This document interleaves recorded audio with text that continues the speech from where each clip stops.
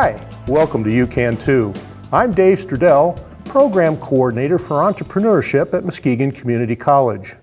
UCan2 is a program and a philosophy that encourages people in all fields of interest and of all ages to consider owning or starting a business as a career path.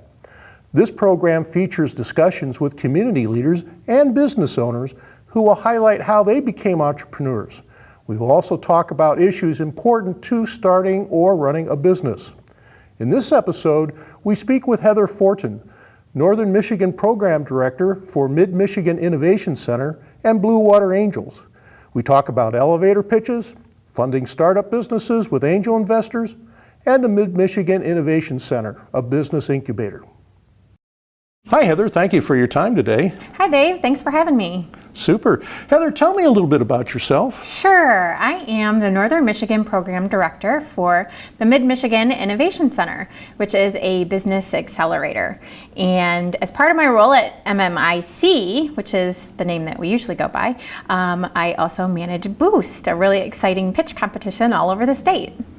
Boost, tell me a little bit about that. What is it? Boost is a very exciting program that we like to say is like Shark Tank without cameras and commercials. So we have 15 presenters come and they get only 2 minutes to pitch their business plan or business idea to hope to win to present to the angel clubs. Oh, so this business plan or idea, is this what's known as an elevator pitch? It is, yes. Okay. You have to be able to say it in the time you'd go from first floor to your final destination on the elevator.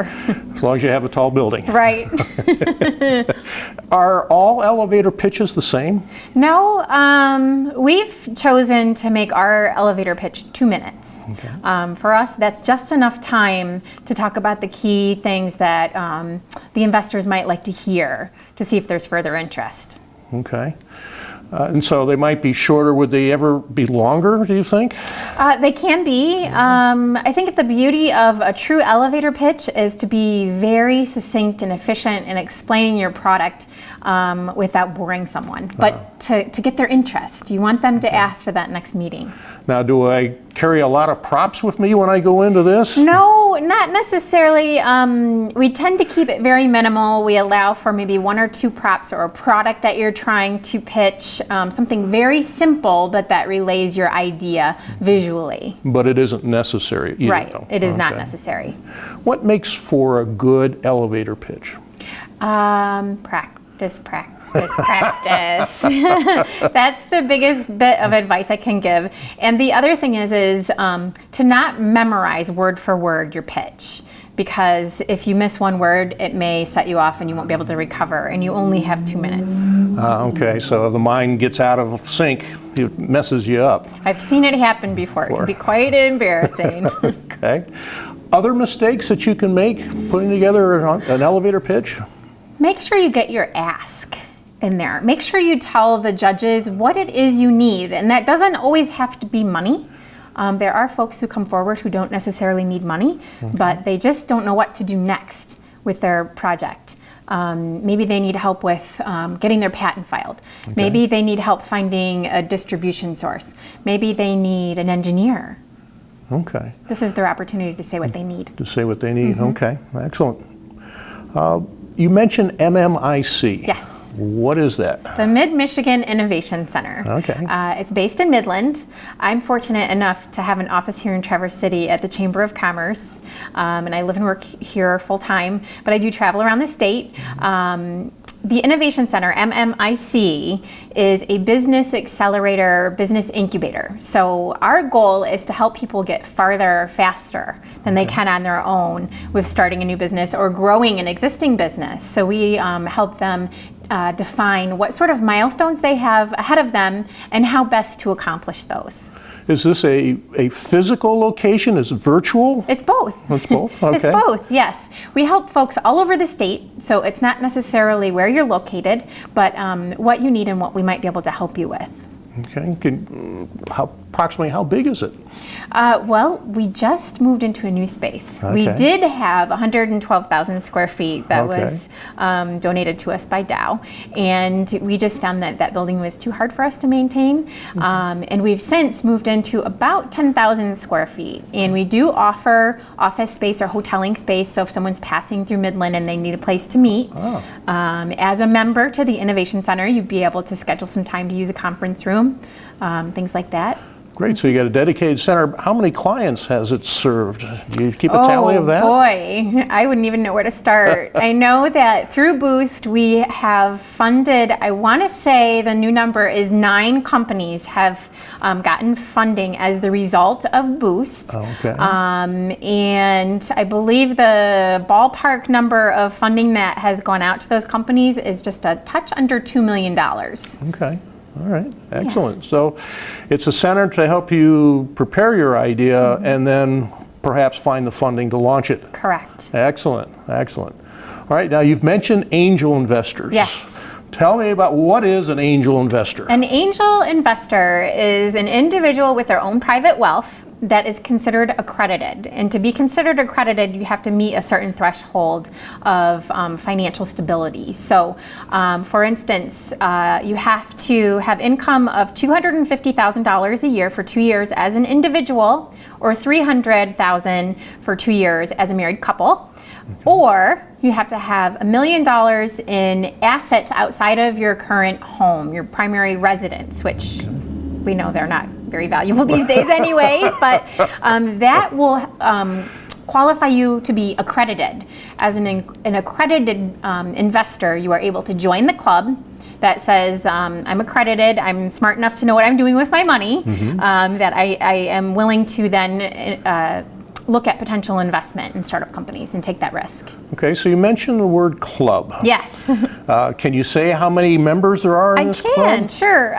Blue Water Angels is the largest, most active club in the state. It's been around for 4 years now, and we have 54 accredited members. So 54 folks in that club that have agreed that they will invest $25,000 a year. And that's at their discretion. So they can decide to invest, $100,000 if they want to, or they can decide to invest none if they don't find a particular opportunity that suits their interest. Okay. Does the angel group, the Blue Water Angels, do they look for particular types of deals? They used to think they did. Tell us more. And then they invested in Ladies Sandal Company. They had really tried to stay to the very classic angel model of high-tech, high-growth companies, and they came across this company that was a new technology for ladies' footwear, and they saw the numbers, the revenues that the company was bringing in, and they said, hey, we might consider changing our investment model and look at some things outside of these high-tech, high-growth. So they're very open-minded. Okay. That group is open-minded, but it's important to note that angel groups may have investment criteria or certain types of business criteria that you must check out before you approach one of these groups? Absolutely. For instance, the Northern Michigan Angel Club, which is newly launched here in Traverse City back last November, we're up to 13 official accredited investor members, and they have more of an appetite for agriculture focused or maybe even food industry focused. They are not as eager to get of course they want those high growth, high return companies, but they will entertain the maybe slower growth that might have a better economic impact on the area. So it really is up to each individual club what they like to invest in, what their criteria is. Okay. How do you get in touch with an angel investing group? Well, several different ways. Okay. The best way to get invited to present to the club is to participate in a Boost competition somewhere in the state. All right. And you want to be selected top winner or one of the top 2 winners, and then we invite you to present to the club at a future date. But what MMIC or the Innovation Center will do is we'll work with you very closely to get you ready to make that presentation. We want to be sure you're prepared, that you will be able to answer all those tough questions. Okay. You mentioned MMIC again. Is MMIC tied strictly to Blue Water Angels? Or do you work with other angel investing groups? We work with others as well. We all play very nicely together in the state, and we do co-invest on a lot of deals. So it may be that we don't have enough interest from our Blue Water Club or our Northern Michigan Club, so we'll look at Grand Angels, or we'll look at other angel investment clubs or venture capital firms to maybe co-invest on a deal with us. So it's not, it's mine, all mine. It's, hey, let's all invest together. The more the merrier. Okay, and you mentioned an interesting term there, venture capitalist. Yes. What's the difference between an angel investor and a venture capitalist? Boy, the million-dollar question. I would say in a nutshell, it's the level investment that they like to put forward. Easy for me to say. It's the level of investment that they like to put forward. Angel investors are comfortable right around the $150 to $250 range. Venture. $1,000, you mean? Yes. Yes. $150,000 to $250,000 range. Just want to track the zeros. Yes. That's why I'm not an accredited investor. But they like to invest in the beginning phases. So the smaller investment to prove the concept, to bring it to first market. Where venture capital likes to see things that have a little higher growth and require a little higher investment to make it to that next level. So a lot of times the angel clubs are setting a company up to then go to the venture club to ask for more money. Okay. Coming back to angel groups, is there a typical deal structure or financial arrangement that's... They're changing. They're changing.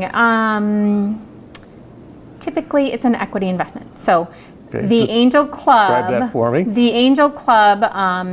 how we do it at Blue Water and at Northern Michigan is we will create a special purpose LLC. The members who want to invest in this beautiful opportunity will invest in this special purpose LLC, and that special purpose LLC will then hold a portion of XYZ company for that investment. And in the past, it's been sort of an open-ended agreement that they hold this particular equity in the company, and they'll get their money back when either the company can pay them back or there's an acquisition or a liquidation opportunity that happens where, say, someone either buys the company, buys a portion of the company, or frees up money for them to be able to pay back the investor with some extra as a thank you. Is there any risk that the angel investor somewhere down the road might say, I don't want this investment anymore, I forced the other person to sell? Not really. There's a new structure that we're starting to build into some of our deals. We just closed our first deal with what is called a put or an option, and it's kind of complicated. It takes a term sheet, which is the agreement between the company receiving the funds and the investors giving the funds, that states when there's the ability to, say, convert or to take money out. So that's something that would take further explanation. Convert from stock to debt, for example? Right. Yep. That's one of the new options we're building in. Excellent. What would you say to an entrepreneur who's looking for funding? How would you advise them? Know your numbers. Don't go in just asking for $150,000 when maybe you only need $3,500 to get a patent done. Go in knowing what you need the money for, how it will be used, what the outcome will be for the investment. Have an idea of how you think you can pay the investors back. Also know the market. You need to be able to explain who's going to buy your product or service, why, and how you will scale it, or how you will make that a bigger market, how you will really capitalize on the potential customer that wants that product or service. Is there any one of those areas that tend to derail a request for money than others? Based on your experience? One of the biggest hurdles that we see the angel club saying, no, we're not interested in investing, is when a company doesn't have a qualified management team. So they're missing a key player in management. The other thing is it's not a good idea to go in and say that the management team is each going to make $150 million a year. And I mean, you really need to keep it realistic that this is usually a startup company, so you need to use the money wisely. The investors want to know that their money is going to good use and being used the smart way. I've heard where some venture capitalists will place management in a company company they've invested in. Absolutely. Will angel investors do that, or they typically stay hands off? You know, it's to each their own. And the Okay. ones that want to get really involved, we call cowboys. And sometimes the company receiving the investment needs one of those cowboys to really come in and help round out the management team and offer their expertise or their past experience. And usually those are the ones who want to get involved like that have a little bit of experience or a passion for whatever that business is about to do. Okay. So it's often the case. All right, and they'll come in as they feel like it? They will. Okay. How do you think crowdfunding, the new laws passed, will impact angel investing? Oh boy, I think it's going to be a huge impact. Okay. I think the ability to solicit for investment is going to open the door for a lot of folks to be able to get the funding that they need. It's going to be revolutionary. Okay. So revolutionary but does that signal good things for angel investors or a bad thing for angel investors? I think so. It might be not so great for clubs because it won't be as necessary for clubs to organize, to bring in deal flow, to have that interest or to bring forward the companies that are easy to invest in. You might be able to open the newspaper and find a company you want to invest in. Okay. And let's just clarify crowdfunding. Can you define that for us? Sure. In a nutshell, I would say it's going to your community. It's going to folks outside your friends and family to ask for an investment in your company. And crowdfunding is going to change that because there are different ways to use crowdfunding. It might be that you want to prove you have a good product, so you just want to do some pre-sales, a smaller scale, or it might be that you're ready to go for the big dollars. There are companies who've done crowdfunding campaigns who've raised millions of dollars. It's going to be a game changer. All right. And when we go out to other sources, quite typically that's the internet. Yes. All right. So it's been done in the past for donations, and Sure. that's been legal. Yes. It's only until President Obama signed a recent law that it's now legal to fund companies. There are, of course, restrictions. We won't have to go into those here because they're numerous. Make sure you understand what you're doing with Right. that. But it is a source of money, I understand. It is. Okay. Any other advice you would have for people looking for money? Keep moving forward. Look to your local economic development agencies. They may have a revolving loan fund. For instance, the Mid-Michigan Innovation Center has access to certain grant funds or certain state matching funds because we're part of a SMART zone that we can go in and ask for state help, and oftentimes we get it. It's just a matter of really turning over all those stones to see who might have just the right solution for you. Okay, super. Well, Heather, this has been very informative. Thank you so much. Thank you. If you would like to learn more about the Mid-Michigan Innovation Center, please visit their website at mmic.us.